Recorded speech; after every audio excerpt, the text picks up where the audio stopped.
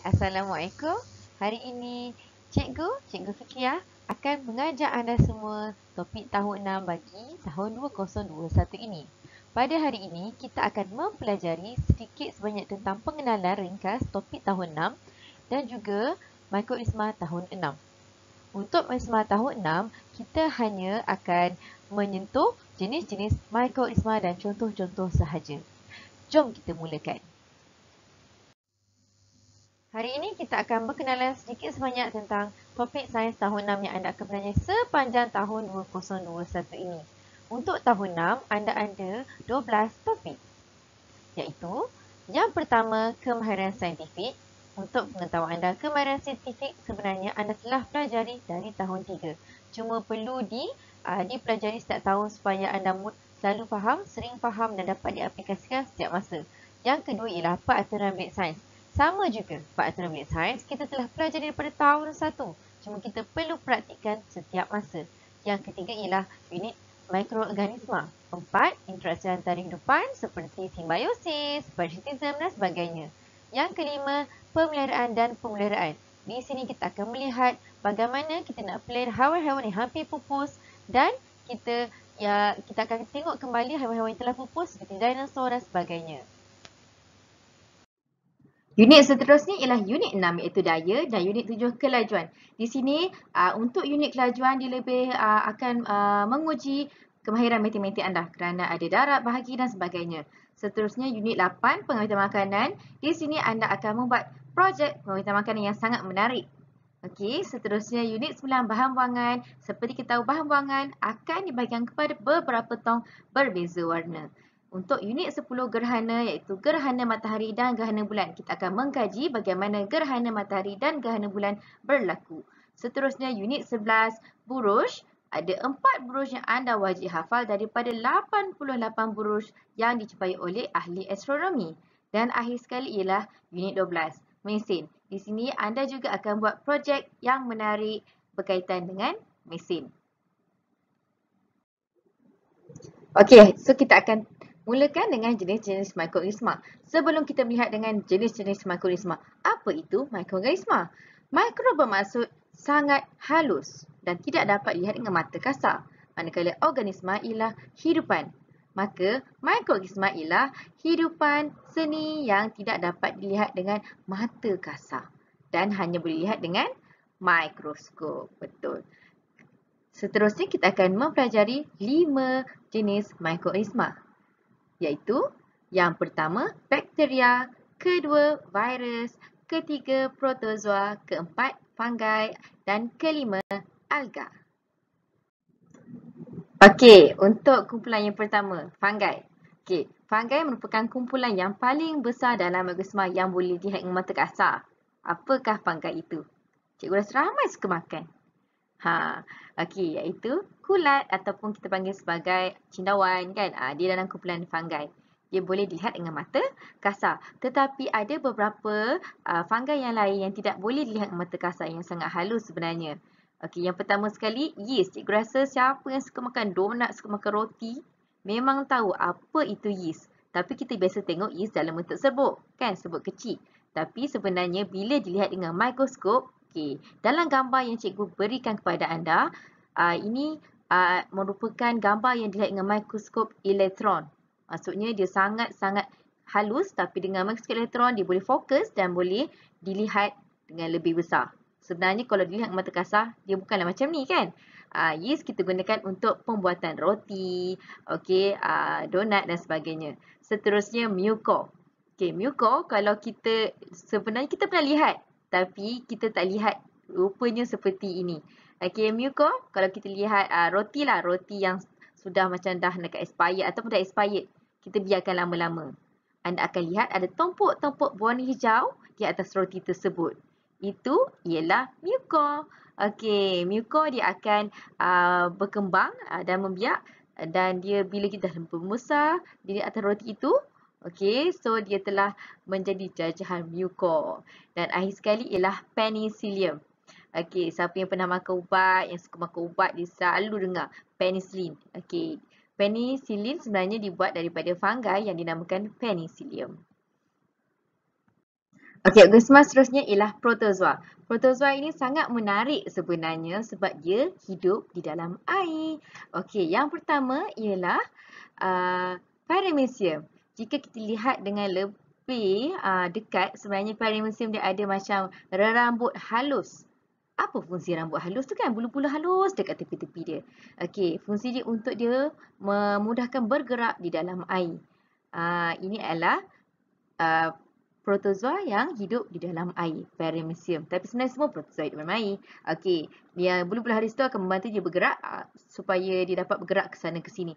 Dan kedua yang terkenal ialah ameba. Ameba juga dia ada tangan. Okey. Okey, kalau anda lihat seperti macam sesungut itu bukan sesungut sebenarnya, ialah tangan palsu dia. Okey, pseudonym panggil. Okey, itu pun sama juga menggunakan tangan-tangan palsu dia tu untuk bergerak. Dia boleh berkembang dan dia boleh berubah bentuk untuk memudahkan pergerakan. So, hidupan protozoa ini hidup di dalam air. Ingat ya? Okey, seterusnya organisma yang ketiga ialah bakteria. Bila kita cakap pasal bakteria, wow, semua macam tahu bakteria tu apa. Tapi pernah tengok tak bentuk dia apa? Okey, bakteria dinamakan mengikut bentuk-bentuknya. Okey, so anda boleh lihat di sini ada beberapa jenis bakteria. Bakteria dia wujud dalam pelbagai bentuk, saiz dan juga warna. Dan juga bakteria berada di sekeliling kita. Cuma kita lihat sebab dia ialah mikroorganisma. Hidupan yang tidak boleh dilihat dengan mata kasar kita, hidupan seni ya. Kita dapat lihat dengan mata kasar. Okey, untuk bakteria dia dinamakan dengan bentuk-bentuk dia. Yang pertama ialah bacillus. Anda dapat lihat bentuknya seperti rod. Okey, ataupun silinder. Okey, itu namanya bacillus. Seterusnya adalah streptococcus. Streptococcus bentuknya seperti berbola. Coccus. Okey, streptococcus bentuk bola. So, beza bacillus bentuknya seperti silinder atau rod, manakala streptococcus bentuknya bulat-bulat seperti bola. Okey, seterusnya ada dua bakteria yang sangat popular, iaitu Salmonella. Kalau anda pernah dengar daripada pakar-pakar makanan mengatakan jangan beli makanan tepi jalan kerana mungkin ada Salmonella di dalam makanan tersebut yang menyebabkan anda akan sakit perut. Dan seterusnya ialah Escherichia coli ataupun E. coli. Itu pun salah satu bakteria yang sangat popular. Okey, ada satu bakteria yang sebenarnya anda sangat suka seperti dalam Yakult ataupun dalam Vitagen dinamakan sebagai Lactobacillus. Lacto maksudnya susu, manakala bacillus bentuk seperti rod. Merupakan bakteria yang baik. Bukanlah semua bakteria itu jahat. Ada bakteria yang baik dan juga ada bakteria yang jahat. Lactobacillus digunakan untuk penghasilan yogurt seperti Vitagen, Yakult dan sebagainya. Okey, tapi dengan syarat hanya satu botol yogurt ataupun satu botol Yakult dan juga Vitagen sehari, kerana ia akan menyebabkan pencernaan terlampau aktif. Jika kita minum terlampau banyak, so akan menyebabkan juga sakit perut. So, nak makan lactobacillus atau air Vitagen atau Yakult boleh, tapi jangan berlebihan. Okey, seterusnya kita akan bergerak ke mikroorganisma kita yang keempat, iaitu alga. Okey, alga apa beza dengan mikroorganisma yang lain? Dia sangat unik sebab alga ini merupakan hidupan seni yang boleh buat makanan sendiri. Ya, boleh buat makanan sendiri. Maksudnya dia boleh melakukan proses fotosintesis. Itu fakta yang sangat penting. Hidupan mikroorganisma manakah yang boleh buat makanan sendiri? Jawapannya ialah alga. Jangan lupa ya. Okey, alga ada dua jenis yang popular. Ada banyak, tapi yang dua yang anda perlu tahu bentuknya dan fungsinya ialah, yang pertama ialah phytoplankton. Phytoplankton dia berada dalam air. Untuk pengetahuan anda, phytoplankton ni merupakan makanan kepada ikan di dalam air. Tak kira lah laut ke sungai ke, phytoplankton ni wujud. So, fungsi dia sebagai makanan kepada hidupan-hidupan di dalam air. Yang seterusnya ialah Spirogyra. Okey, jika anda lihat gambarnya seperti nak kata seperti daun-daun ataupun corak yang sangat cantik. Okey, ini merupakan Spirogyra. Spirogyra sangat unik. So jangan lupa fakta penting, alga boleh membuat proses fotosintesis. Dan kita telah bergerak ke Organisma yang paling terakhir iaitu virus. Virus inilah yang menyebabkan kita berada di rumah sekarang ini. Virus apa? Coronavirus. Okey, tapi sebenarnya cikgu nak cerita pasal virus lain. Coronavirus, anda tidak secara langsung anda mengetahui tentang virus. Okey, boleh lihat dengan mata kasar? Tak boleh. Okey, untuk virus, dia merupakan satu organisma yang paling kecil berbanding organisma yang lain. Okey, cikgu ingatkan semula, organisma yang paling kecil ialah virus dan organisma paling besar ialah kulat. Untuk virus sebenarnya dia paling kompleks dan paling cantik berbanding organisma yang lain. Jika anda lihat gambar yang cikgu bagi, iaitu HIV dan virus influenza. Virus influenza ini merupakan selsema, seperti tahu, dan juga HIV merupakan virus yang bahaya juga sebenarnya. Masalahnya, virus ini lambat dapat dikesan kerana dia boleh berkamuflaj ataupun boleh menyamar menjadi sel-sel dalam badan kita. Ya, dia pakai topeng. Okey, kalau kita lihat berbanding organisma yang lain, sebenarnya kalau bagi soalan, soalan sangat popular iaitu namakan virus-virus mengikut gambar yang diberikan.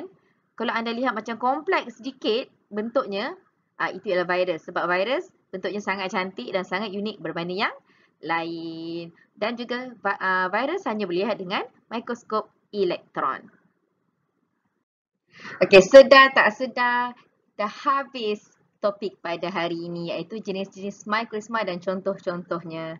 Okey, kita ulang kaji sedikit. Ada berapa jenis mikroisma? 5. Mana tangan cikgu? Okey, 5. Okey, 5 jenis mikroorganisma. Yang pertama ialah bakteria.